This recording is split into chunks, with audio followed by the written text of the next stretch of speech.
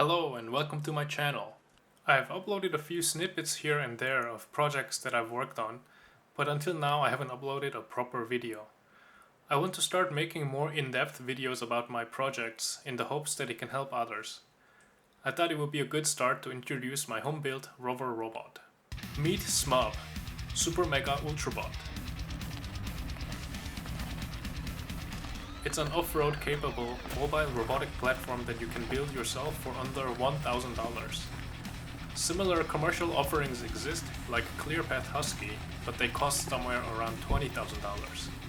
I think this is a viable home-built alternative for hobbyists like me. I started building this robot a few years ago when I had the idea to create an affordable wheeled robot using hoverboard motors. I took inspiration from projects like Robaca and the hoverboard firmware hack FOC. Although there was some success using hoverboard motors in a skid steer configuration, I quickly realized that they didn't provide enough torque, especially at lower RPMs. It has no problem going in a straight line and making wide turns, but it really struggles to make tight turns and turning in place. Unacceptable. So I did the only reasonable thing and threw money at the problem. I found these hub motors with 5:1 planetary reduction gearbox on a Chinese supplier's website. It has the same number of pole pairs as hoverboard motors, so in theory you could probably use them with the original hoverboard controller with the hacked firmware. These motors definitely helped with the torque problem and have no issue turning in place even when going slow. Now I'll go over the physical construction. The overall proportion of the robot is determined by the position of the four wheels. The frame is made of about 5.5 meters of 30 by 30 aluminum extrusions held by angle brackets. You can easily cut them using a hacksaw, so you don't need a fancy workshop to make this. Here's the main controller box, 12-volt step-down converter, battery pack, Wi-Fi router, and an onboard computer. Let's take a look at the main controller box. Inside a 3D printed enclosure, there are two O-Drive 3.6 controllers, one Raspberry Pi, a 5-volt step-down converter, fans for ventilation, and a bunch of wires crammed inside. The wheels are mounted on this C-shaped bent steel thing I had laying around.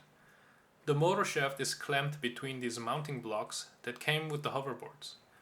You could 3D print them with 100% infill and they're probably strong enough. As for the electronic components, they are powered by a 10-cell lithium-ion battery.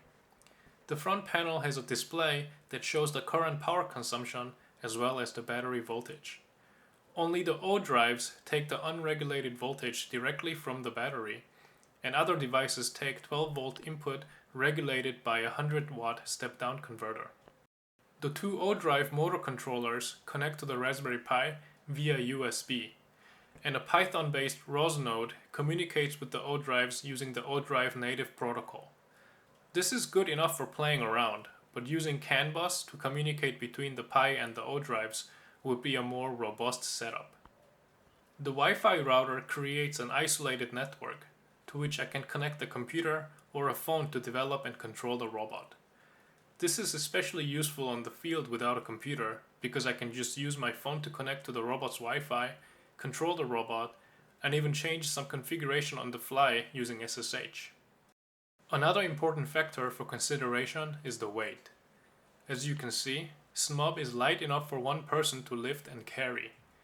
If you want to bring the robot somewhere and put it in a car, it's much more convenient to be able to do this without a helping hand. So, what can this robot do, you might be wondering? Isn't this just a glorified RC car? Well, you're partly right, but what it can do really depends on how financially responsible you are.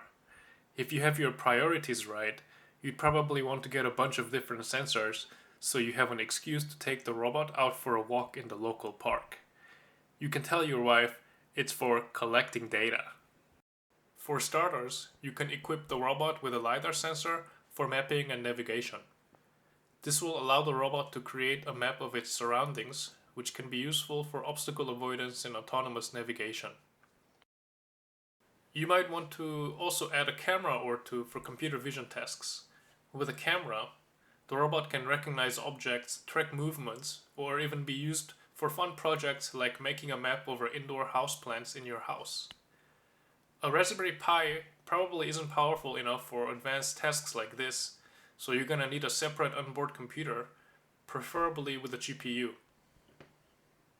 I'm waiting for a new mini PC to arrive, and I plan to pair that with an external GPU to use as the robot's onboard computer. I plan to make a video about that process, so stay tuned for that. And there you have it, a brief introduction to SMUB, the Super Mega Ultrabot. I hope you found this video informative.